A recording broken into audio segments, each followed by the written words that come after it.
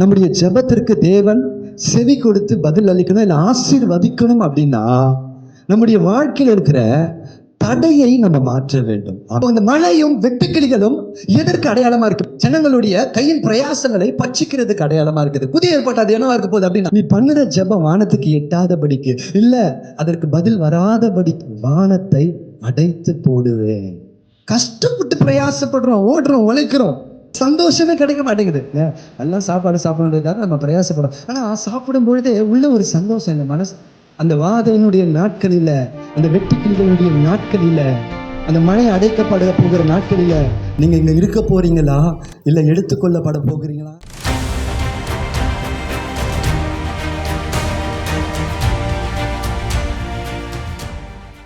ஆண்டவருடைய சமூகத்துக்கு வந்திருக்கிற கர்த்தருடைய பிள்ளைகளை இயேசு கிறிஸ்துவின் நாமத்தினாலே அன்போடு வாழ்த்துகிறேன். இந்த வேளையிலையும்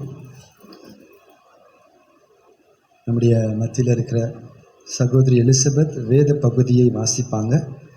2 நாளாகமம் 7வது அதிகாரம் 11வது வசனத்திலிருந்து 15வது வசனம் முடிய கர்த்தருடைய நாமத்திற்கு மகிமை உண்டாவதாக. இந்த நாளில் இந்த வேத பகுதியை நம்ம வாசித்தோம். அதனுடைய முதல் பகுதியை கடந்த வாரம் நம்ம பார்த்தோம். நம்ம என்ன செய்தால் நம்முடைய வாழ்க்கையில் ஜெபத்தை கேட்டு கர்த்தர் நமக்கு நன்மை செய்வார் அப்படின்றத நம்ம பார்த்தோம். கர்த்தருடைய ஆலயத்திலும் தன் அரண்மனையிலும் அவன் செய்ய விருப்பமாக இருந்த எல்லாவற்றையும் கர்த்தர் அனுகூலமாக்கினார். ஹல்லேலூயா. அப்போ கர்த்தருடைய ஆலயத்தை கட்டுவதை நம்ம பிரதானமாய் வைக்கும் பொழுது, தேவ ராஜ்யத்தை நாம் பிரதானமாய் வைக்கும் பொழுது, அதற்காக நான் பிரயாசப்படும் பொழுது, அதுக்காக நான் ஓடும் பொழுது கர்த்தர் எனக்கு உரியவைகளை எல்லாவற்றையும் செய்து முடிப்பார். ஆமென். ஹல்லேலூயா. சூனேமியால் நான் அதை வீட்டில் போய் யோசித்து பார்த்தேன். ஒரு 2 லட்சம் ரூபாய் செலவு பண்ணி மேலே ஒரு அறையை கட்டி ஊழியக்காரனை அந்த இடத்துல அமர பண்ணான். அவளுக்கு கிடைச்ச பலன் என்ன அப்படின்னா, அதுக்கப்புறம் அவளுக்கு வாழ்க்கையில் வந்த ஆசீர்வாதம். எவ்வளவு லட்சம் செலவு பண்ணாலும் பிள்ளை கிடைக்குமான்னு தெரியல, பிள்ளையை ஆண்டவர் கொடுத்தாரு. எவ்வளவு லட்சம் செலவு பண்ணாலும் பிள்ளையினுடைய ஜீவன் கிடைக்குமான்னு தெரியல, ஜீவனை ஆண்டவர் கொடுத்தாரு. பஞ்சகாலம் வந்த பொழுது அவளை மாத்திரம் வேறு பிரித்து வேறொரு தேசத்துக்கு அனுப்பி பஞ்சத்தில் தப்பும்படி காப்பாற்றினாரு. திருப்பியும் 7 வருஷம் பஞ்சத்தை முடிஞ்சு வீட்டுக்கு வரும்பொழுது அவளுடைய உடைமைகள் எல்லாவற்றையும் வட்டியும் முதலுமா அவளுக்கு திருப்பி கொடுத்தார். ஹல்லேலூயா. எங்க ஆரம்பிச்சு அப்படின்னா, ஒரு சின்ன ஒரு பணியை கர்த்தருக்காக செய்தால் கர்த்தர் அவளுக்காக பெரிய காரியங்களை செய்தார். ஹல்லேலூயா.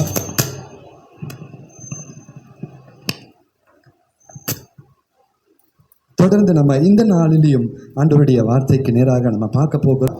அதை தொடர்ந்து நான் வாசிக்கிறேன் 13வது வசனம். நான் மழை இல்லாதபடிக்கு வானத்தை அடைத்து அல்லது தேசத்தை அழிக்க வெட்டுக்கிளிகளுக்கு கட்டளையிட்டு அல்லது என் ஜனத்திற்கு கொள்ளை நோயை அனுப்பும் போது, ஒரு நல்ல ஒரு ஆசீர்வாதத்தை கர்த்தர் பேசிட்டு இருக்கிறார். ஜனங்களை ஆசீர்வதிக்கிறது. இந்த ஆலயத்தில் நீங்க என்ன பண்ணாலும் கர்த்தர் உங்களை ஆசீர்வதிப்பார் அப்படின்னு சொல்லி, அப்போதான் முதல்ல அந்த ஆலயம் கட்டப்படுகிறது. தேவன் சாலமோன் மூலமாக ஆசீர்வாதத்தை உரைத்து கொண்டிருக்கிறார். ஆனால் அந்த இடத்துல திடீர்னு இப்படி ஒரு காரியம், மழை இல்லாதபடிக்கு வானத்தை அடைத்து. பாருங்க, போன வாரம் நம்ம பார்த்தோம், ஆண்டவருக்காக நம்ம ஊழியம் செய்யும் போது கர்த்தர் நமக்காக எல்லாவற்றையும் செய்து முடிப்பார். இப்போ நம்ம இந்த 21 நாள் ஜெபம் பண்ணுறோம், இல்லை அதற்கு முன்னாடியிலேருந்து ஜெபிக்கிறோம், இல்லை இதுக்கு அப்புறமா ஜெபிக்க போகிறோம். நம்முடைய ஜெபத்திற்கு கர்த்தர் பதில் கொடுக்கணும். நம்முடைய ஜெபத்திற்கு தேவன் செவி கொடுத்து பதில் அளிக்கணும், இல்லை ஆசீர்வதிக்கணும் அப்படின்னா நம்முடைய வாழ்க்கையில் இருக்கிற தடையை நம்ம மாற்ற வேண்டும். ஆமென். ரொம்ப முக்கியமான செய்தி. ஆகையால் எல்லாரும் கவனிச்சு இதை நம்ம செய்யும் பொழுது நிச்சயமாக நான் சொல்லுகிறேன், உங்க வாழ்க்கையில நீங்க மாற்றத்தை பார்ப்பீங்க. இன்னிலிருந்து அந்த மாற்றத்தை உங்களால நிச்சயமாக பார்க்க முடியும். இதை செய்யாத பட்சத்தில் நம்ம லைஃப்ல எதுவுமே எந்த மாற்றமும் இருக்காது. நம்ம ஜெபித்து கொண்டு தான் இருப்போம். ஒருவேளை கர்த்தர் மறுபடியும் தட்டுகிறதுனால அவர் இறக்கப்பட்டு செய்தார்னா உண்டு, இல்லை அப்படின்னா அந்த காரியங்கள் நடப்பது மிக கடினமாக இருக்கும். பாருங்க, இங்க சொல்றாரு, நான் மழை இல்லாதபடிக்கு வானத்தை அடைத்து. முதல்ல அந்த வசனத்தை வாசிக்கும் போது ஒரு கேள்வி. அவர் தான் வானத்தை திறக்கிறார். அவர் சொல்றார், நான் மழை இல்லாதபடிக்கு வானத்தை அடைத்து.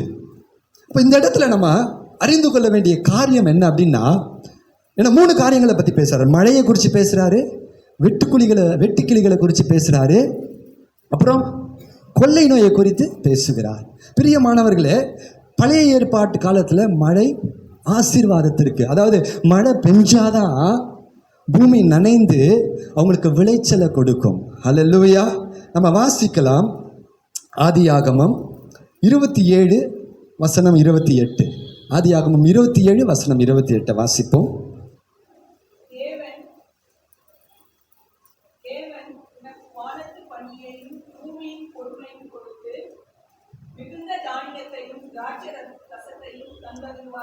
ஆமென். ஈசாக்கு யாக்கோபை எப்படி ஆசீர்வதிக்கிறார்னா, தேவன் உனக்கு வானத்து பனியையும் பூமியின் கொழுமையையும் மிகுந்த தானியத்தையும் திராட்சை ரசத்தையும். நீங்க வேதம் ஃபுல்லா வாசிங்க அப்படின்னா ஆகாய் 1வது அதிகாரத்தில் வாசிக்கிறோம். நீங்கள் புசித்தும் உங்களுக்கு திருப்தி ஆகல, நீங்கள் குடித்தும் உங்களுக்கு தாகம் அடங்கல. அப்ப பாருங்க, இது ஃபுல்லா தொடரும். இது இந்த பழைய ஏற்பாட்டு காலத்துல இப்படிப்பட்ட ஒரு அடையாளமா இருக்கு. புதிய ஏற்பாட்டு காலத்துல அதையே நீங்க வாசிக்கும் பொழுது சீக்கிரமா எடுங்க. வெளிப்படுத்தின விசேஷம் 11:6. வெளிப்படுத்தின விசேஷம் 11:6. கொஞ்சம் சீக்கிரமா எனக்கு ஹெல்ப் பண்ணுங்க.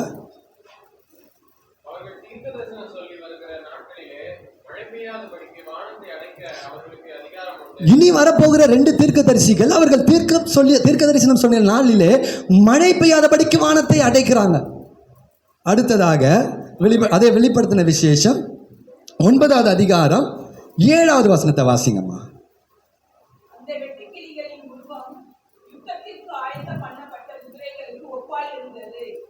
போதுங்க, போதும். அது வீட்டில் வாசிக்குங்க, நோட் பண்ணிங்க. அந்த வெட்டுக்கிளிகள் உருவம் அங்கே பாருங்க. அப்போ வெட்டுக்கிளிகள் எங்கேருந்து வருது?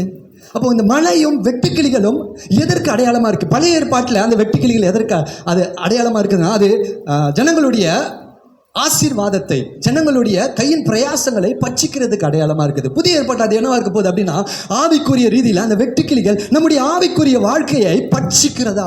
நம்ம எவ்வளவு ஜெபம் பண்ணி எல்லாம் செஞ்சு நம்ம ஆவியில் எழும்புறோம் அப்படின்னா அந்த வெட்டுக்கிளிகள் என்ன செய்யுமா பட்சித்து போடுகிறதாய் காணப்படும். அதனால தான் நம்ம யோசிப்போம், ஆண்டவர் நான் இவ்வளவு ஜெபிக்கிறேன், இவ்வளவு செய்கிறேன், என் வாழ்க்கையில் மாற்றமே இல்லையேன்னா அந்த இடத்துல ஒரு காரணம் இருக்கு, வெட்டுக்கிளிகள் பட்சிக்கிறபடினால. 3வதாய் வாசிக்கலாம், வெளிப்படுத்தல் 15:1.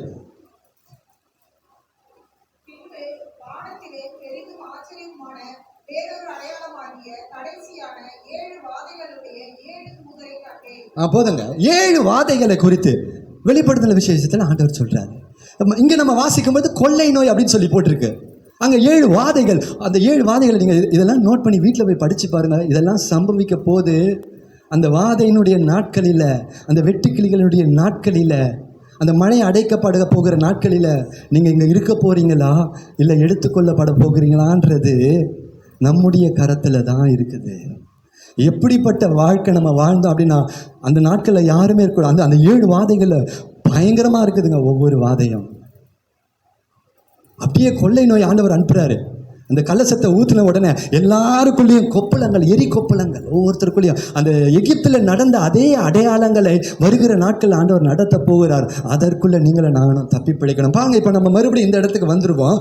2 நாளாகமத்துக்கு இந்த 3 தான் சொல்றாரு. அப்போ பழைய ஏற்பாட்டு காலத்தில் இது ஒரு மாம்சீகமான ஒரு ஆசீர்வாதத்தை குறிக்கிறதாய் காணப்படுகிறது. அவங்க சொல்றாரு மழை இல்லாதபடிக்கு வானத்தை அடைத்து. அப்போ ஒரு கேள்வியோட இந்த காலை வேளையில நம்ம துவங்கலாம். என்ன அப்படின்னா, ஏன் ஆண்டவர் மழையை தருகிறவர், ஆசீர்வாதத்தை தருகிறவர்? நீங்க ஆதியாகமம் 2 வாசிக்கும் பொழுது எல்லாத்தையும் உண்டாக்கிட்டார். ஆனா இன்னும் பூமியானது விருட்சங்களை முளைப்பிக்கல.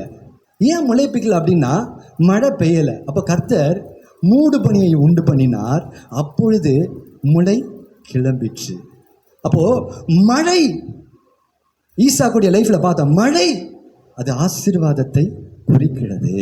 நம்முடைய வாழ்க்கையில தடைப்பட்டிருக்கிற ஆசீர்வாதத்தை குறிக்கிறது. அப்ப ஆண்டவர் சொல்றாரு, நான் மழை பெய்யாதபடிக்கு, இன்னொரு வார்த்தையில சொல்லனா, நீ பண்ணுற ஜெபம் வானத்துக்கு எட்டாதபடிக்கு, இல்லை அதற்கு பதில் வராதபடிக்கு நான் வானத்தை அடைத்து போடுவேன். என்னடா இது? ஏன் ஆண்டவர் வானத்தை அடைத்து போடணும்? அவர் தானே வானத்தை திறந்து ஆசீர்வதிப்பேன்னு சொன்னாரு. அப்ப பாருங்க, அடைத்து போட்டு நான் செய்யும் பொழுது நீங்க என்ன செய்யணும்னு சொல்றாரு. அதுக்கு நம்ம பின்னாடி வருவோம். அதே 2 நாளாகமம் 6வது அதிகாரம் 26வது வசனம். ஏன் ஆண்டவர் வானத்தை அடைச்சு போடுறாரு? வாசிங்க.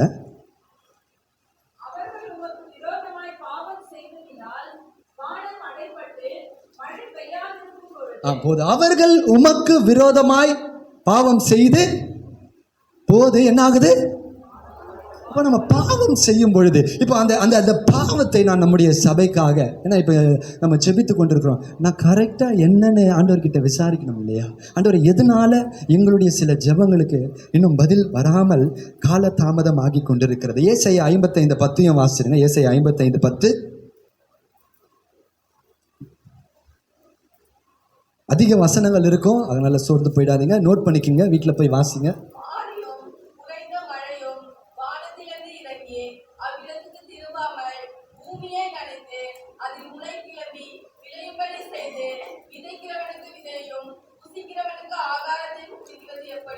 ஹல்லேலூயா. அப்ப மழை கிளம்பினா அது பலனை கொடுக்கும். அப்போ அதுக்கு வானம் திறந்திருக்கணும். அந்த அடுத்த வசனம் வாசினா சொல்லலாம், அப்படியே கர்த்தருடைய வார்த்தையும் அது புறப்பட்டு போன வேலையை எப்படியாக செய்து முடிக்கும். ஆமென். ஹல்லேலூயா. அப்போ நம்முடைய வாழ்க்கையில் பிரியமானவர்களே, தேவன் அநேக வார்த்தைகளை பேசி கொண்டிருக்கிறார். ஒவ்வொரு மந்த்தும் ஆசீர்வாதமான வார்த்தைகளை பேசுகிறாரு. வருஷத்துடைய துவக்கத்தில் அவர் ஆசீர்வாதமான வார்த்தைகளை பேசுகிறார். ஆனால் அவைகள் நிறைவேறாதபடிக்கு ஏதோ ஒரு அடைப்பு, ஏதோ ஒரு தடை, ஏதோ ஒரு பிரச்சனை காணப்படுகிறது. ஹல்லேலூயா. இந்த நாளில் அந்த குறிப்பிட்ட பிரச்சனையை, ஒரு 3 பிரச்சனைகளை நம்முடைய சபையில் என்ன பிரச்சனை காணப்படுகிறது என்று சொல்லி நம்ம பார்க்க போகிறோம். எல்லாரும் எடுத்துக்கொள்வோம். உபாகமம் 11வது அதிகாரம் 17வது வசனம். ரொம்ப சுருக்கமாக தான் நான் இதில் சொல்லிட்டு வேகமாக போகிறேன், ஏன்னா என் செய்தி நிறைய இருக்கு. உபாகமம் 11:17 வாசிங்க.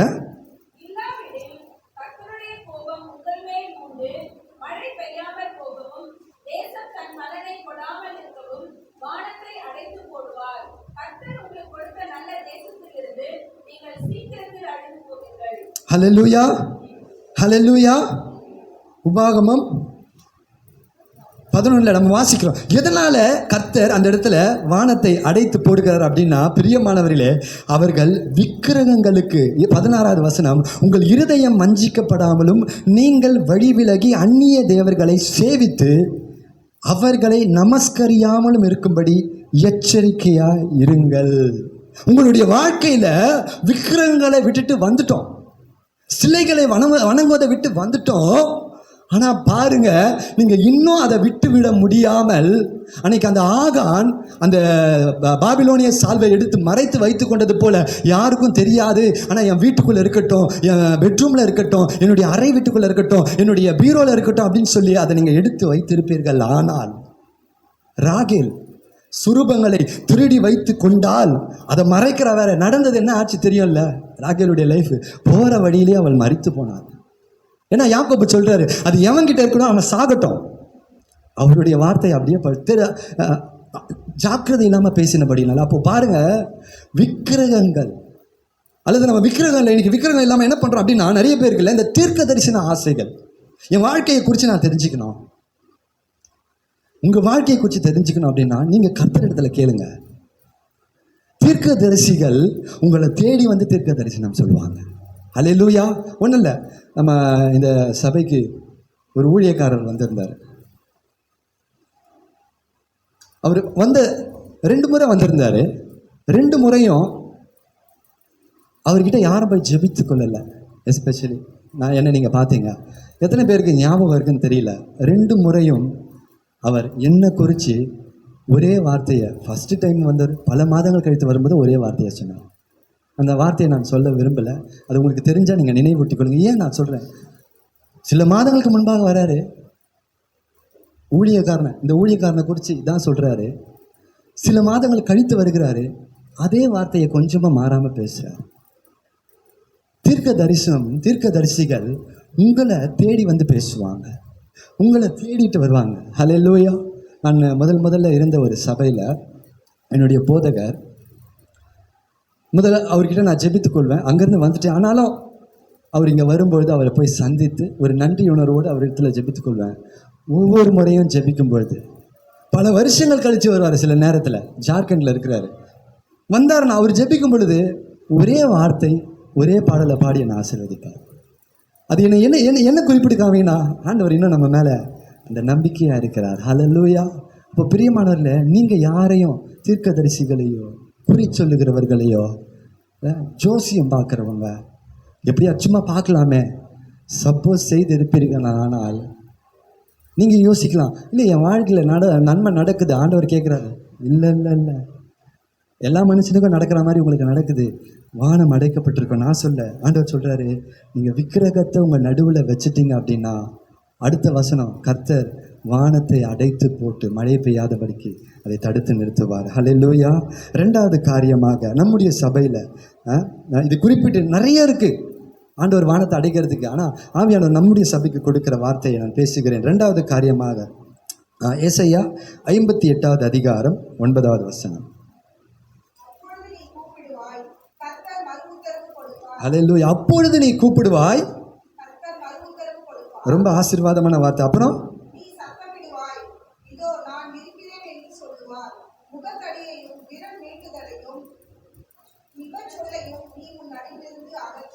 ஆண்டவர் செய்ய வேண்டிய ஒரு காரியம். சும்மா சும்மா சத்தடும் போது அவர் கேட்க மாட்டாரு.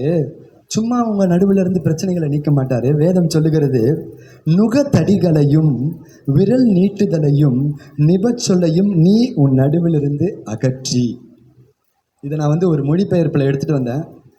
ஃபியோனா உன்னுடைய மொபைல் இருந்தால் அதை கொஞ்சம் கொடு. இதனுடைய அர்த்தத்தை நான் சொல்லிடுறேன். ரெண்டாவது குறிப்பாக சிம்பிள். அது என்ன அப்படின்னா, when you hate your brother, உன்னுடைய சகோதரனை நீங்கள் பகைப்பீங்க அப்படின்னா, யோவான் எழுதுறாரு, மனுஷ கொலை பாதகனா இருக்கிறீங்க. கொலை பாதகனுடைய ஜெபத்தை ஆண்டவர் கேட்பாரா? அக்கிரம சிந்தையுள்ளவனுடைய ஜெபத்தை கர்த்தர் கேட்பாரா? அப்போ வானம் திறக்கப்பட்டு நம்ம ஜெபம் போயிட்டு பதில் வருமா? ஏன் பதில் வராமல் இருக்கு? ஒருவேளை எங்கேயாவது இந்த வார்த்தை அழகாக சொல்லுகிறது, அதை நீக்கி போடுங்கன்னு சொல்லுகிறது. ஹல்லேலூயா. நுகத்தடிகள் அப்படின்னா என்ன தெரியுமா? ஹல்லேலூயா. சில நேரத்தில் நம்முடைய சகோதரர்கள் மேலே தேவையில்லாத பாரத்தை நம்ம பேசி பேசி ஒருவேளை அவங்கள காயப்படுத்தி நுகம் அப்படின்றது இந்த மாடுகளுக்கு ஷோல்டரில் வைக்கிறது, அதான் நுகம். அந்த நுகத்தடியை நீ என்ன பண்ணுற, அவன் சகோதரன் மேலே வச்சு அவனை அப்படியே அழுத்துற. பேசக்கூடாத வார்த்தைகளை பேசுவேன். ஒருவேளை கெட்ட வார்த்தைகளாக இருக்கலாம், அவங்க மனசு காயப்படுற மாதிரி. இது ஒரு முறை நடக்கிறது இல்லை, திரும்பவும் சிலர் சொல்லுவாங்க. சிலர் சொல்லி நான் கேள்விப்பட்டிருக்கேன், என்ன மாத்திரமே இவங்க டார்கெட் பண்ணி திரும்பவும் காயப்படுத்துவாங்க. ஹல்லேலூயா. நுகத்தடிகளை உங்கள் சகோதரர் மேலே சுமத்துறீங்களா? உங்களை பார்த்தாவே உங்கள் சகோதரர்கள் பயப்படுறாங்களா? சில பாரங்களை அவங்க மேலே வச்சு அழுத்துறீங்களா? ஆண்டவர் சொல்றாரு, முதல்ல அந்த நுகத்தடியை அவனை விட்டு அகற்று. ரெண்டாவது, விரல் நீட்டுதல் அப்படின்னா வேற ஒன்றும் கிடையாது, குற்றம் சாட்டுகிற ஒரு வாழ்க்கை. யாக்கோபு 4:11-12 வாசிங்க அப்படின்னா சொல்லுவாரு, உன் சகோதரருக்கு விரோதமாக நீங்கள் குற்றம் சாட்டாதிருங்கள். உன் சகோதரருக்கு விரோதமாக நீங்க பேசாதீங்க. அப்படி பேசணும் அப்படின்னா தேவனுடைய வார்த்தை சொல்லுகிறது. இந்த இடத்துல இந்த ஆசீர்வாதம் வரதுக்கு முன்னாடி இங்க 58வது அதிகாரத்துல உபவாசத்தை குறித்து பேசுறாரு ஏசாயா. எது உபவாசம்? ரெட்டை உடுத்தி கொண்டு சாம்பல்ல அமர்ந்துட்டுக்கிட்டு நான் தாழ்மையா இருக்கிறேன்னு சொல்லி, கண்ணீரோடு இருக்கிறேன்னு சொல்லி, அது உபவாசமா? இல்லை, உன் சகோதரனை நீ நிந்தித்து கொண்டு இருக்கிறிய, உன் சகோதரனை மன்னிக்காம இருக்கிறிய, உன் சகோதரனை ஆசீர்வதிக்காம இருக்கிறியே. ஹல்லேலூயா. சொல்ல, விரல் நீட்டுதலை, பாயிண்டிங் ஆஃப் த ஃபிங்கர்ஸ், அவனே குற்றம் காட்டிக்கிட்டே இருக்கிற தெரியுமா? ஹல்லேலூயா. சிலர் நம்ம வீட்டில் நம்ம செய்வோம். என்ன அப்படின்னா, என்றைக்குமே நம்ம தவறு அப்படின்னு ஒத்துக்கவே மாட்டோம். நம்ம இந்த சூழ்நிலைக்கு நம்ம என்ன சொல்லுவோம்னா, என் பிள்ளைங்களால தான் நான் இப்படி இருக்கிறேன், என்னுடைய கணவரால் தான் நான் இப்படி இருக்கிறேன், என்னுடைய அலுவலகத்தில் இருக்கிற இவங்களால தான் நான் இப்படி இருக்கிறேன். இந்த விரல் நீட்டுதலை, ப்ளேம் பண்ணுறத, மற்றவங்கள, நம்ம கிட்ட தவறு இல்லாமல் நம்முடைய வாழ்க்கை அப்படி இருக்காது. தேவன் ஜெபத்தை கேட்காம இருக்க மாட்டார். நம்ம கிட்ட ஏதோ காரியம் உண்டு. ஹல்லேலூயா. அப்போ ஆண்டவர் இந்த சொல்கிற இந்த வார்த்தையை பாருங்க, அதை உங்களை விட்டு நீக்குங்க. நிபச்சொல்லை, ஏற்கனவே சொன்னல, என்ன சொல்றது, தூஷிக்கிற மாதிரியான பேச்சுகள். சிலர் எப்படின்னா பேசவே மாட்டாங்க. ஒரு வார்த்தை எப்ப நான் பேசினாங்கன்னா இல்லை, அப்படியே இருதயம் சுக்குநூறாயிடும். சில அப்படிப்பட்ட நான் என்ன சொல்றது, கணவர்களும் மனைவிகளை நான் பார்த்துருப்பேன். மனைவிகள் சிலர் பேசவே மாட்டாங்க. ஒரு வார்த்தை பேசுவாங்க, இருதயம் ரெண்டா உடைஞ்சிருங்க, ரெண்டா உடைஞ்சிரும். அதே மாதிரி கணவர்கள் இருதயத்தை உடைப்பாங்க. அவங்களுக்கு தெரியும், இருதயத்தை உடைப்பாங்க. நான் கூட அப்படிப்பட்ட செயல்களை செய்கிறவன். நீங்க யாரும் ஒத்துக்க மாட்டீங்க, நான் ஒத்துக்குவேன். அதை உங்களை விட்டு நீக்கிடுங்க. இந்த அதிகாரத்தில் வாசிங்க அப்படின்னா ஆசீர்வாதம் என்னன்னா பாருங்களேன். அப்பொழுது 8வது வசனம், விடியற்கால வெளுப்பை போல உன் வெளிச்சம் எழுதி. வாழ்க்கையில் இருளாவே இருக்குதா? இருட்டாவே இருக்குல்ல வாழ்க்கை. எப்படா விடியும்னு காத்துட்டு இருப்பேன். இந்த சில நேரத்தில் இரவுல தூக்கம் வரல, இல்லை இந்த இந்த பேய் பயம் இருந்துச்சுன்னு வச்சுக்கோங்களேன், அந்த மாதிரி வந்திருக்கான்னு தெரியல, எனக்கு வந்திருக்குது. நமக்கு ஏதாவது ஆயிடுமான அந்த பயம் இருக்கும்போது எப்போடா வெளிச்சம் வரும்னு பார்த்துட்டு இருப்போம். யாராவது நீங்கள் அனுபவிச்சிருக்கீங்கன்னு தெரியல. ஐயோ எப்போடா விடியும். அந்த விடியல் வரும்போது அப்பா ஸ்தோத்திரம், நான் பொழைச்சிட்டேன். இருளியே இருப்போம் நம்ம. நான் வந்து ஆவிக்குரிய ரீதியில் பேச இருளியே வாழ்ந்துட்டு இருப்பீங்க. அந்த வெளிச்சம் எப்போ தெரியுமா வரும்? அந்த வெளிச்சம் எப்படி தெரியுமா? விடிய ஐயா அந்த அந்த டான் சொல்லுவாங்க, அது வரும்பொழுது அப்போ அந்த சூரியன் உதிக்கும் பொழுது செம்மையா இருக்கும்.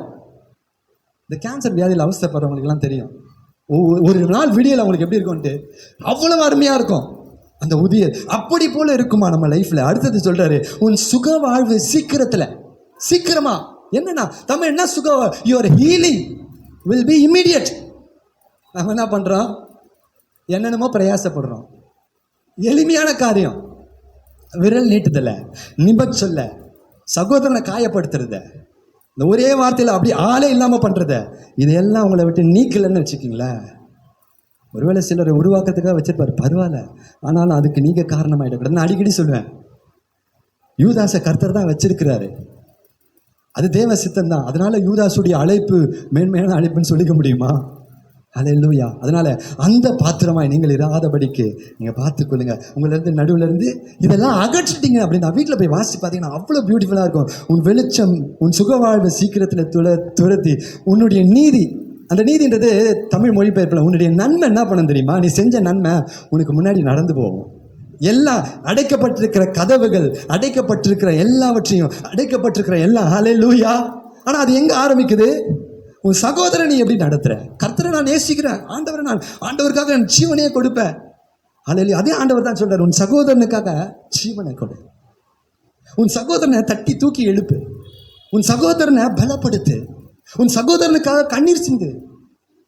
உன் சகோதரனை நீ ஆசீர்வதி. உன் சகோதரனை உற்சாகப்படுத்து. ஹல்லேலூயா. இன்னைக்கு சகோதரி வந்து சொன்னாங்க, அவங்கள நான் தப்பா சொல்றேன், உண்மையா சொல்றேன். அவங்க வந்து எங்கேயோ யாரோ ஒருத்தர் பாஸ்டர் அந்த ஒரு பேர் சொல்லும்பொழுது உள்ளத்துக்குள்ள ஒரு சந்தோஷம் இருக்கத்தான் செய்யுது. ஆனால் எதுக்கு நான் முன்னெச்சரிக்கையாக சொல்லிடுறேன்னா, அந்த சந்தோஷம் என்னுடைய வீழ்ச்சிக்கு காரணமாயிடக்கூடாது. அதுக்கு நான் சொல்லும்போது சந்தோஷமா இருக்கும், ஆனால் அது எனக்கு வீழ்ச்சிக்கு காரணமாக இருக்கக்கூடாது. அப்போ ஆண்டவர் சொல்றாரு, அது உன் நடுவில் இருந்து விளக்கிடு. ஹல்லேலூயா. அப்போ அந்த உன் நீதி உனக்கு முன்னாடி போவோம், கர்த்தருடைய மகிமை உன் பிறகாலே. ஹல்லேலூயா. எப்படி இருக்கு? உன் முன்னாடி உன் நன்மை, உன் பின்னாடி தேவனுடைய மகிமை வரங்க. இந்த ஆசீர்வாதம் வேணுமா உங்களுக்கு? இந்த ஏசையால சொல்லப்படுற, நீ வற்றாத, அங்கே கீழே வாசிங்கன்னா போடும், உன்னை நடத்தி மகா வறட்சியான தோட்டத்தில் நீ வற்றாத நீரூற்ற போல வளமிக்க தோட்டத்தை போல இருப்பேன். ஆமென். ஹல்லேலூயா. ஒரு ஆமென் சொல்ல மாட்டீங்களா? ஆனால் வேதத்தில் உள்ள எந்த ஆசீர்வாதமும் ஒரு கண்டிஷன் இல்லாமல் எங்கேயுமே கொடுக்கல. சும்மா அப்படியே வசனத்தை திறந்து வச்சு வாயை திறந்து ஆசீர்வாதம் வந்து விடாது. செய்ய வேண்டியதை செய்யணும். நான் குறிப்பிட்டு நம்முடைய சபைக்காக பேசிட்டு இருக்கேன். முதல்ல என்ன சொன்னேன் சொல்லுங்க. முதல்ல என்ன சொன்னேன்? விக்கிரகத்தை போன்ற காரியங்களை உங்களின் நடுவில் இருந்து விளக்குங்க. ரெண்டாவது, சொல்ல, உன் சகோதரனை பகைக்கிற, இன்னும் மன்னிக்க முடியாமே இருக்கிறோம் தெரியுமா, அதை தயவு செய்து மன்னிச்சிட்டு அப்படின்னா உன் சுகவாழ்வு சீக்கிரத்தில் துளிர்க்குமாம். ஹல்லேலூயா. ஹல்லேலூயா. மூணாவதாக வாசிக்கலாம், எசேக்கியேல் 33:30.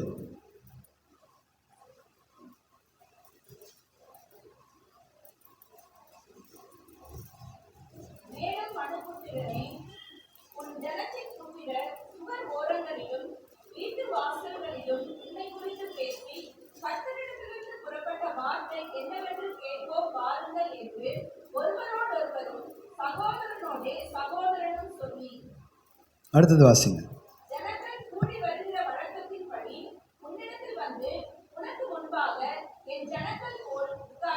அப்படியே நான் கொஞ்சம் அழுத்தி வாசிக்கணும்.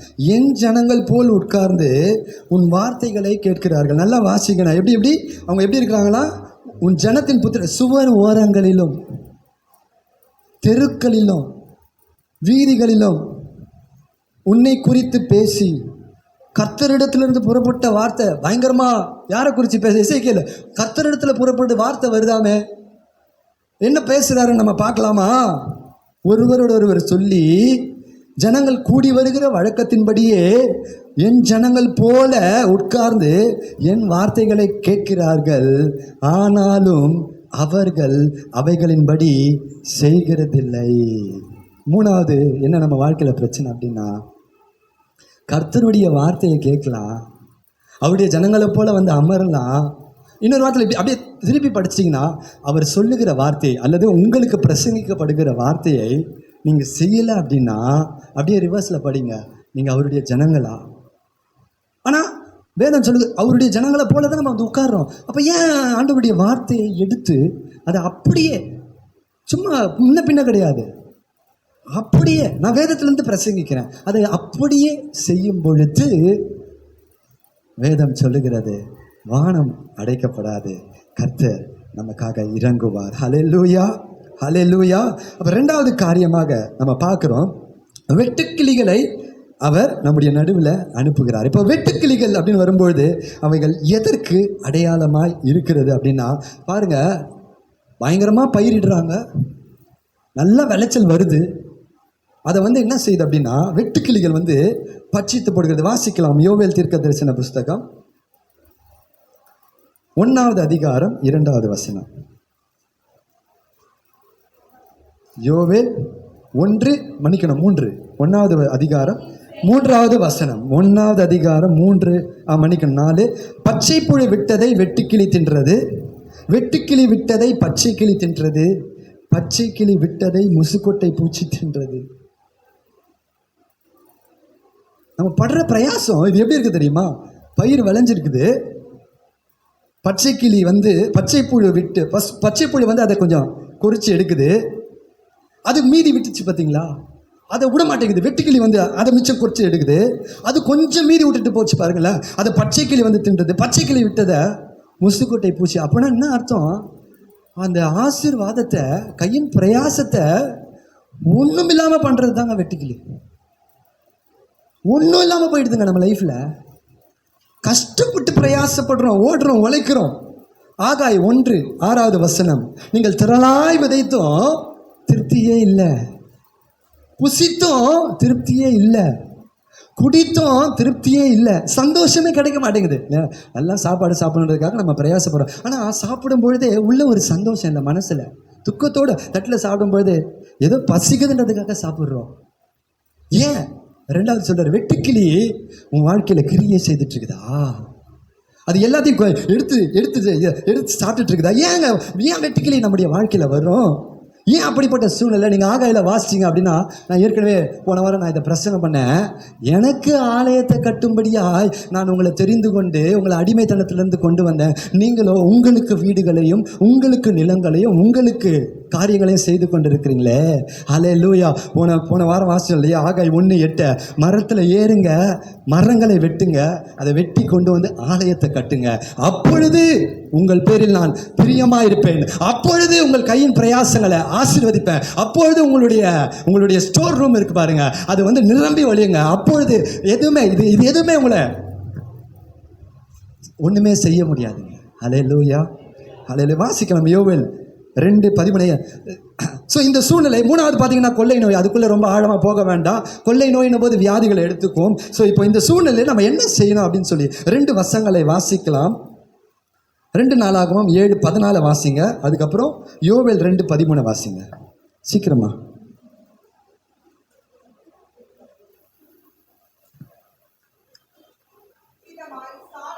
இல்லை 2:14.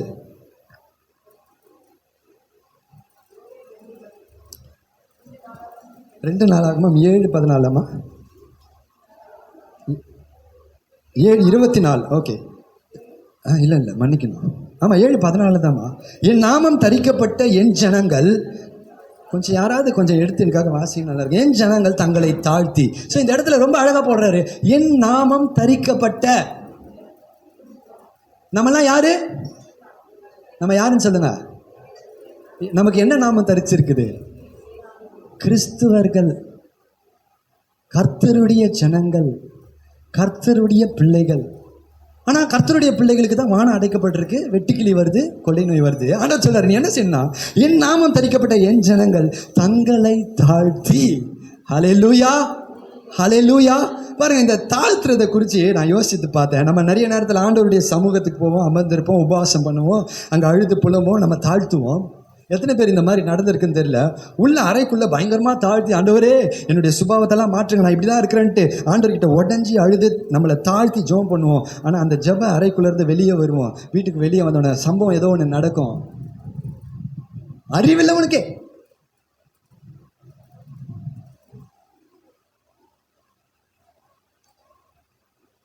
போலியான தாழ்மை உள்ள போயிட்டு நம்ம பண்றோம் தெரியுமா? ஏன்னா அந்த இடத்துல நீங்க தாழ்த்தும் பொழுது, நம்ம தாழ்த்தும் பொழுது, தேவ பிரசன்னத்தினால நம்ம கழுவப்படும் பொழுது வெளியே வரும்போது எப்படி தெரியுமா வருவோம்? மோசே மாதிரி வருவோம். வந்து இந்த லாங்குவேஜ்லாம் யூஸ் பண்ணக்கூடாது, வேற தெரியல, கடிக்க மாட்டோம். கலாத்தியரில் சொல்றாரு, நீங்கள் ஒருவரை ஒருவர் கடித்து பச்சிக்கிறீங்க அப்படின்னா லிட்ரலாக நம்ம வாயை வச்சு கடிக்கிறது கிடையாது. பேசியே சாவடிச்சிடும், இல்லை பின்னாடி பேசியே சாவடிச்சிடும். ஒருவரை ஒருவர் பார்க்குற பார்வையிலேயே சிலர், இப்போ நான்லாம் உண்மையாக நான் சொல்கிறேன், என்னை பார்த்தாவே அப்படியே அந்த பார்க்குற பார்வையில் நம்ம இன்னமும் பெரிய, நம்ம தான் பயங்கரமாக பார்க்குற மாதிரி பார்த்தே கொண்டுடுவோம். பாருங்க, இல்லைங்க, உண்மையான தாழ்மை என்னங்க? அறை வீட்டுக்குள்ளே நீங்கள் போய் தேவ பிரசன்னத்தில் இருந்தீங்கன்னா வெளியே வரும்பொழுது அந்த தாழ்மை வெளிப்படும். எங்கே வெளிப்படும்? எங்கே உங்கள் தாழ்மையை காமிப்பீங்க? ஏசுக்கிட்டு போய் உங்கள் தாழ்மையை காமிக்க போகிறீங்களா? இல்லை நம்ம தாழ்மையை காமிக்க போகிறோமா? என்ன சாமி சொல்கிறீங்க? எங்கே தாழ்மையை காமிக்க வேண்டியது இருக்குது? வெளியே வந்து உங்கள் சகோதரன்கிட்ட, அதுவும் யார்கிட்ட தாழ்மையை காமிக்கணும் தெரியுமா? உன்னுடைய சின்னதாக இருக்கிறவன், உன்னுடைய பெரியவனாக இருக்கிட்ட வேறு வழி இல்லை, தாழ்ந்து தான் போகணும். எனக்கு மேலதிகாரிகிட்ட நான் தாழ்ந்து தான் போகணும். உங்களுக்கு சின்னதாக கீழே இருக்கிறவனுக்கு தாழ்ந்து போக முடியுமா? அவன் கர்த்தருடைய மனுஷன், அவன் கர்த்தருடைய பிள்ளை. ஹல்லேலூயா. தாழ்த்தி அடுத்தது என்ன சொல்றாரு? ஜெபம் செய்து. இன்னைக்கு நம்ம அதான் ஜெபம் கடந்த நாட்களில் பார்த்தோம். கண்ணீரோட இயேசு கிறிஸ்து சிலுவைக்கு முன்னாடி வியாகுலப்பட்டு ஜெபிக்கிறார். நீங்கள் உங்கள் மனசுக்குள்ளே யோசிங்க, மனசாட்சியத்தை விட்டு யோசிங்க.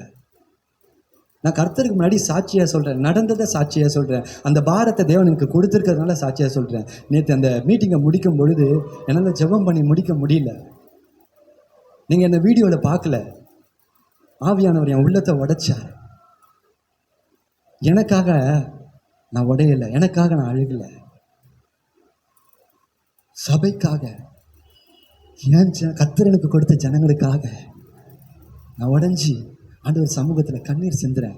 ஏன் தெரியுமா? ஆண்டவர் சொல்றாரு, இயேசு வியாகுலப்பட்டு கண்ணீரோட, எபிரேயர் 5 வாசிக்கிறோம், மிகுந்த சத்தத்தோடும் கண்ணீரோடும் அவர் விண்ணப்பம் பண்ணி, அவசியமா அவருக்கு சத்தத்தோட கண்ணீரோ. அப்போ நீங்க என்கிட்ட கேட்ட ஆசீர்வாதத்திற்காக, உங்க பிள்ளைகளுக்காக, உங்க வாழ்க்கைக்காக, உங்க குடும்பத்துக்காக கண்ணீரோட ஜெபம் பண்ணுங்க. நிச்சயமா உங்க பிள்ளைக்கு உங்களுக்கு கண்ணீர் வரல அப்படின்னா எப்படி? அந்த பிள்ளையினுடைய சூழ்நிலையை பார்க்கும் பொழுது கண்ணீரோட ஜெபம் பண்ணுங்க. அடுத்த சொல்ற, முகத்தை நோக்கி, அவருடைய முகத்தை பாருங்க, கையை பார்க்க வேண்டாம், நோக்கி ஜெபம் பண்ணி தங்கள் பொல்லாத வழிகளை விட்டு திரும்பினால், பழைய வாழ்க்கையை, பழைய பாவத்தை விட்டு திரும்பிங்கன்னா கர்த்தர் உங்களை ஆசீர்வதிப்பார். அப்படியே யோவேல் 2:13 வாசிங்களா? யோவேல் 2:13, நீங்கள் உங்கள் வஸ்திரங்களை அல்ல, எப்படின்னு எனக்கு தெரியலங்க, அது நீங்கள் தான் போய் ஆண்டவர்கிட்டயே கேட்டு கற்றுக்கணும். வஸ்திரங்களை இல்லை, இருதயங்களை கிழித்து.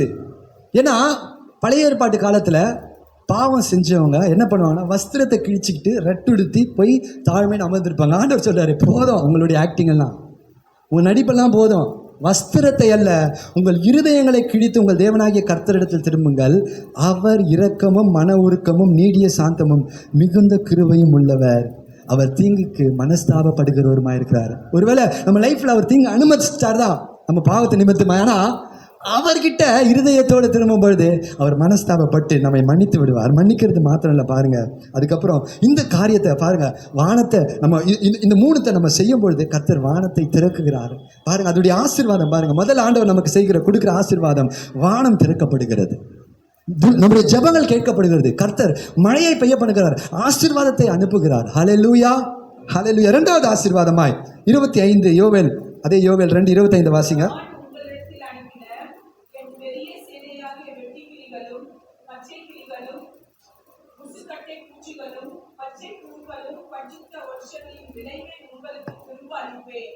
ஹல்லேலூயா.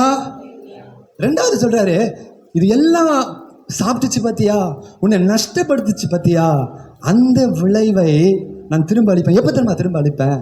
அதுதான் நான் இப்போ திருப்பியும் சொல்லிட்டு இருக்கிறேன். நம்முடைய வாழ்க்கை முற்றிலுமாய் மாறும்போது திரும்ப கொடுப்பேன். ஹல்லேலூயா. அது மாத்திரம் இல்லை, உபாகமத்தில் வாசிக்கிறோம், கொள்ளை நோயை குறித்து, வியாதியை உன் நடுவிலிருந்து விலக்குவேன். யாத்திராகமம் 15 கடைசி வசனம் ஆண்டவர் சொல்றாரு, ஹல்லேலூயா, நீ என் வார்த்தைக்கு செவி கொடுத்து என் கற்பனைகளை கை கொண்டு என் வழிகளிலே நடந்தால் எகிப்தியருக்கு வரப்படின ஒரு வியாதியையும் நான் உனக்கு வர பண்ணுவதில்லை, நான் உன் பரிகாரியாகிய கர்த்தர். ஹல்லேலூயா, ஹல்லேலூயா. எப்போ?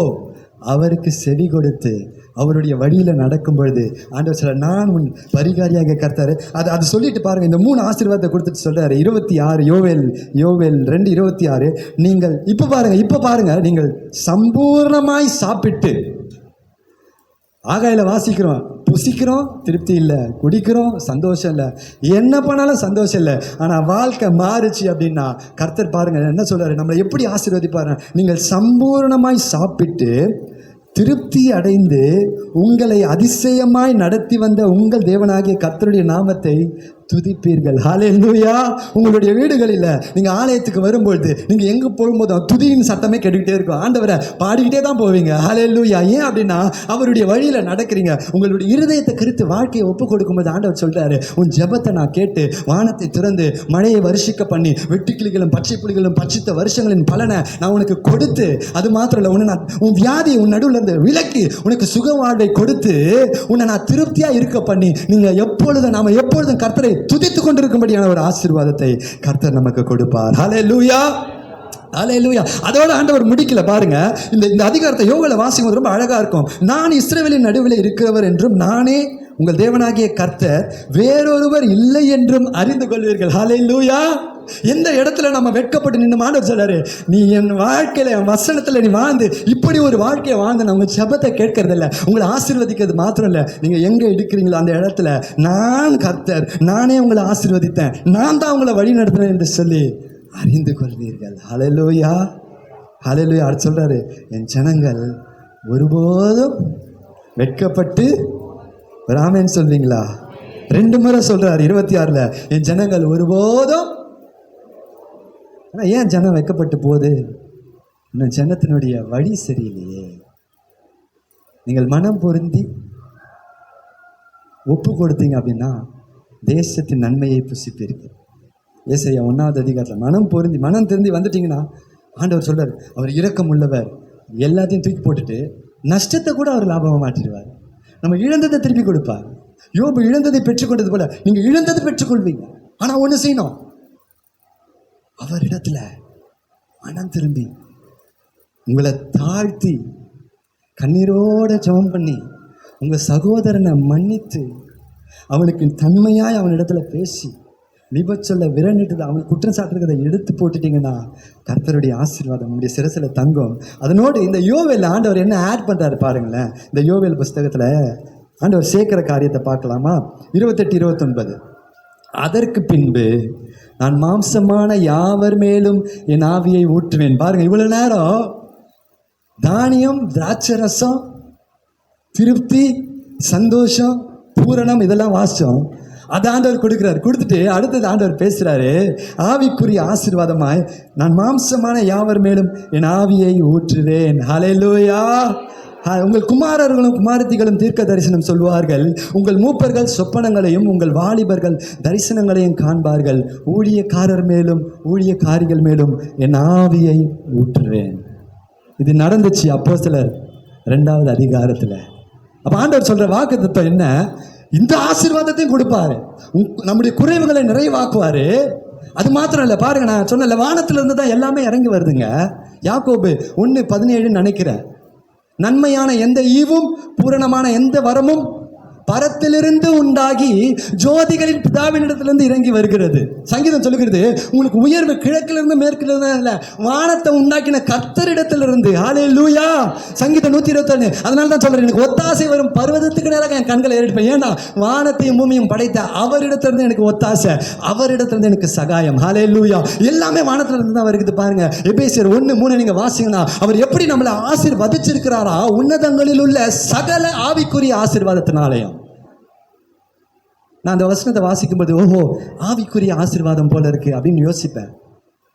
ஆனா எல்லா ஆசீர்வாதமும் உன்னதத்துல இருந்து தான் வருது. அதுல ஆவிக்குரிய ஆசீர்வாதமும் உன்னதத்துல இருந்து தான் வருது. நன்மையான ஈவம் எங்கிருந்து வருது? பாடத்திலிருந்து தானேங்க வருது. அவருடைய, ஏன்னா வானம் என்னங்க, வானாவுடைய சிங்காசனம். அந்த சிங்காசனத்தில் இருக்கிறவர், அவர் என்ன சட்டம் போடுறாரோ, எவனை ஆசீர்வதிக்கணும்னு நினைக்கிறாரோ, யாரை உயர்த்தணும்னு நினைக்கிறாரோ, யாரை பெருமைப்படுத்தணும்னு நினைக்கிறாரோ, அவர் செஞ்சுட்டு இருக்கிறாரு, அவர் செய்வாரு. இனிமேல் அவர் அப்படிதான் இருப்பார். ஹல்லேலூயா, ஹல்லேலூயா. கரங்களை தட்டி ஆண்டவருக்கு நன்றி சொல்லுவோமா? ஹல்லேலூயா. இப்படிப்பட்ட தேவன் நம்முடைய தேவனா இருக்கிறாரு. மாம்சமான யாவர் மேலும் தம்முடைய ஆவியை அவர் ஊற்றுவார். இப்போ இந்த கடைசியா ஒரு காரியத்தை கேட்டு நம்ம முடிக்க போறோம். மாம்சமான யாவர் மேலும் ஆவியை ஊற்றுவேன்னு சொல்றாரு. அந்த ஆவியை பெற்றுக்கொண்டு, எதற்காக அந்த ஆவி?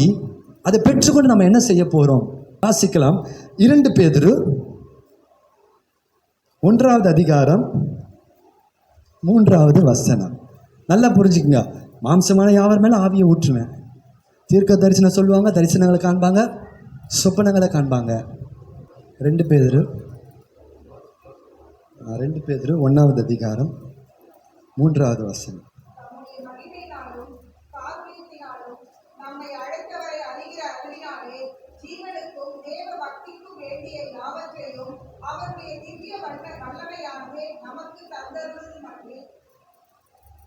இந்த வார்த்தை சொல்லுகிறது, தம்முடைய மகிமையினாலும். அவருடைய மகிமை எப்படி இருக்கும்னு தெரியும். காருண்யம் அப்படின்னா என்ன தெரியுமா?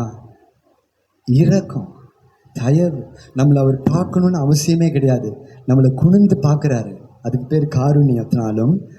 நம்மை அழைத்தவரை, ஹல்லேலூயா, அறிகிற அறிவினாலே ஜீவனுக்கும் தேவ பக்திக்கும் வேண்டிய யாவற்றையும் அவருடைய திவ்ய வல்லமையானது நமக்கு தந்தறினதும் அன்றி.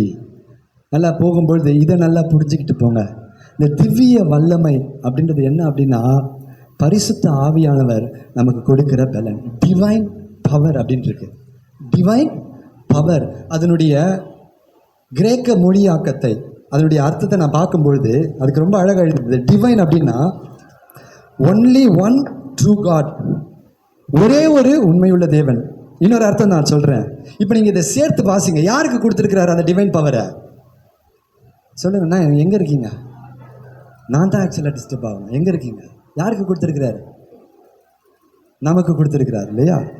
அந்த டிவைன் அப்படின்ற வார்த்தையினுடைய அர்த்தம் God like. God like power. அப்போ ஆண்டவர் அதை சேர்த்து படிச்சிங்கன்னா, காட் லைக் பவரை ஆண்டவர் யாருக்கு கொடுத்துருக்கிறாருன்னா நமக்கு. அது அப்படியா பிரதர்? அது உண்மைதானா அப்படின்னா, யோவான் 14:12 நீங்கள் வாசிங்கன்னா புரியும். என்னை விசுவாசிக்கிறவன் நான் செய்கிற கிரியைகளை தானும் செய்வான், என்னிலும் பெரிதானவை இதிலும் பெரிதானவைகளை. நம்மளை பார்த்து சொல்றாருங்க. அவரை விசுவாசிக்கிறவங்களால செய்ய முடியுமாங்க? அவர் விசுவாசிக்கிறவங்க செய்கிற அடையாளங்கள். அப்போ அது சொல்றாரு. அது எப்படி? இந்த டிவைன் பவர் அது என்ன பண்ணுன்னா, 2 காரியம் நல்லா கவனிங்க. இன்னைக்கு இந்த ஜீவனத்துக்காக தான் நம்ம போராடிக்கிட்டு இருக்கிறோம்ல, இந்த ஜீவனத்துக்காக தான் பிரயாசப்பட்டு இருக்கிறோம். ஆனால் இந்த ஜீவனத்தை எளிதாய் நடத்துவதற்கு ஒரு வழி நமக்கு உண்டு. அது பரிசுத்த ஆவியானவருடைய வல்லமை. பரிசுத்த ஆவியானுடைய திவ்ய வல்லமை நமக்குள்ள வந்து இறங்கும் பொழுது, அந்த வல்லமை நம்மை நிரப்பும் பொழுது, அந்த வல்லமை நம்மை மூடும் பொழுது, வேதம் சொல்லுகிறது அந்த வல்லமை என்ன பண்ணுமா? இந்த ஜீவனுக்கு வேண்டிய, ஹல்லேலூயா, நல்லா இப்படி யோசிக்குங்களேன். நீங்க அந்த வல்லமையோட போகிறதுனால தான் நீங்க வேலை செய்கிற ஸ்தலத்துல நீங்க மாத்திரம் விசேஷித்தவர்களாய் தர்றீங்க. தானியேலின் மேல விசேஷித்த ஆவி இருந்தபடினால ராஜா பார்க்குறான், 3 பிரதானிகள் இருக்கிறாங்க. அந்த 3 பிரதானிகள்ல தானியேலை பார்த்து அவனுக்கு வித்தியாசமா தெரியுது. ஏன்னா அவன் மேல கர்த்தருடைய அந்த திவ்ய வல்லமை இருக்கிறபடினால அவனை பார்க்கறான். அந்த 3 பிரதானிகளுக்கு நீ தான் தலைவன், எல்லாத்துக்கும் நீ தான் மேல. ஹல்லேலூயா. அப்ப அந்த திவ்ய வல்லமை என்ன பண்ணுதுன்னா, நம்முடைய இங்க வாழ்ற ஜீவனத்துக்கு வேண்டிய ஆசீர்வாதங்களை அந்த பரிசுத்த ஆவியானவருடைய வல்லமை தாங்க நமக்கு பெற்றுக் கொடுக்குது. ஹல்லேலூயா. பழைய ஏற்பாட்டு காலத்துல அந்த பரிசுத்த ஆவியானுடைய வல்லமை, ஒரே ஒரு வசனம் நம்ம வாசிக்கலாம் பழைய ஏற்பாட்டுல இருந்து. அந்த பரிசுத்த ஆவியானுடைய வல்லமை நெகேமியா 9:12 வாசிங்க. நெகேமியா 9:12.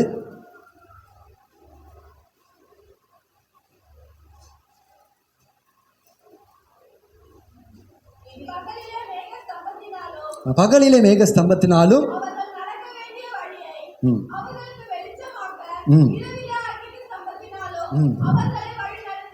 ஹல்லேலூயா. அன்னைக்கு அந்த டிவைன் பவர் மேக ஸ்தம்பமும் அக்கினி ஸ்தம்பமுமாய் வழி நடத்துச்சு. அந்த அதிகாரத்தில் நீங்கள் வாசித்து பார்த்தீங்கன்னா கால் நனையாமல் வெட்டாந்தரையில் நடக்கிறாங்க. ஹல்லேலூயா, ஹல்லேலூயா. கால் நனையாமல் நடந்து போகிறாங்க. வானத்திலிருந்து அவங்களுக்கு ப்ரொவிஷன். அதாவது நான் எப்படி சொல்லுவேன், வனாந்தரத்தில் அந்த மேக ஸ்தம்பம் அக்கினி ஸ்தம்பமும் அவங்களுக்கு ப்ரொடெக்ஷனை கொடுத்தது. எகிப்தியர் பின்னாடி வந்து நிற்கிறான், ஆண்டவர் நடுவில் போய் அக்கினி ஸ்தம்பான்னு நிற்கிறேன். அக்கினி ஸ்தம்பமாய் பரிசுத்த ஆவியானவர் நிற்கிறாரு. நான் நிற்கிற வரைக்கும் நம் பிள்ளை மேலே நீ கையை போட முடியாது. ஹல்லேலூயா. நான் அவனுக்காக நிற்கிற வரைக்கும், நான் மேகஸ்தம்பமாக இருக்கிற வரைக்கும் அவனுக்கு ஒரு சேதமும் உண்டாகாது. ப்ரொடெக்ட் பண்ணுறாரு, ப்ரொவிஷன்.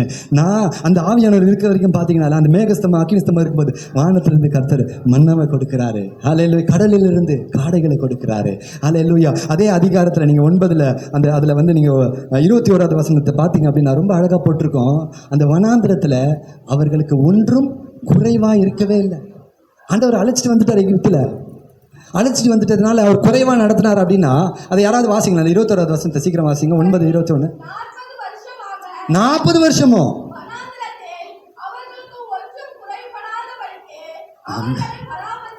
ஆமென். 40 வருஷம் வனாந்திரத்தில் அவருடைய ஜனத்தை ஆண்டவர் ஒன்றும், அந்த அந்த வார்த்தையை கோடு போட்டு வச்சுக்க, ஒன்றும் குறையில்லைங்க, ஒரு குறையும் இல்லை. அந்த கடவுள் உங்களை என்னையும் குறைவில்லாமல் நடத்த மாட்டாரா? 40 வருஷம் நடத்தினவர். சில நேரத்தில் ஒரு வருஷம் அப்படின்னு நம்ம யோசிக்கிறோம், ஆண்டவர் நடத்த மாட்டாரா? ஹல்லேலூயா. எது திரும்ப நடத்தும்? அந்த டிவைன் பவர், பரிசுத்த ஆவியானவர் நம்ம கூட இருக்கணும். அவருடைய வல்லமை நம்ம கூட இருக்கணும். அவருடைய பலன் நம்ம கூட இருக்கணும். ஹல்லேலூயா. எத்தனை பேர் அந்த பலனை விசுவாசிக்கிறீங்க? அடுத்தது சொல்லுகிறது, அந்த பலன் என்ன செய்யுமா? டிவைன் பவர் மாத்திரம் இல்லை, தேவ பக்தி, காட்லினஸ். நம்ம சில நான் இப்படி வாழணும்னு நினைக்கிறேன் பிரதர், நான் இந்த பாவத்தை செய்யக்கூடாதுன்னு நினைக்கிறேன், நான் யூடியூப் பார்க்கக்கூடாதுன்னு நினைக்கிறேன், டிவி பார்க்கக்கூடாதுன்னு நினைக்கிறேன், நான் கெட்ட வார்த்தை பேசக்கூடாதுன்னு நினைக்கிறேன், இதெல்லாம் நான் நினைக்கிறேன், என்னால் செய்ய முடியலையே. நான் பைபிள் படிக்கணும்னு நினைக்கிறேன், என்னால் செய்ய முடியலையே. நான் பயங்கரமாக ஜெபிக்கணும்னு நினைக்கிறேன், என்னால் செய்ய முடியலையே. ஒருவேளை நீங்கள் நம்ம அங்கே அமர்ந்து கொண்டு இருக்கலாம், என்னால் நான் பண்ணணும்னு நினைக்கிறேன், நான் விரும்புகிற எதையுமே செய்ய முடியல பிரதர், எதையுமே செய்ய முடியல. ஆண்டவர் சொல்றாரு, தேவ பக்திக்கும் வேண்டியதை, அந்த பரிசுத்தத்திற்கு வேண்டியதை, நம்ம செய்ய முடியாதத அந்த திவ்ய வல்லமை, அந்த பரிசுத்த ஆவியானவருடைய பலன் நம்மள செய்ய வைக்குமா? ஹல்லேலூயா, ஹல்லேலூயா. எத்தனை பேர் எனக்கு அந்த பரிசுத்த ஆவியானவர் வேணும்னு கேட்குறீங்க? அப்படியே எழுந்து நில்லுங்க, அப்படியே எழுந்து நில்லுங்க.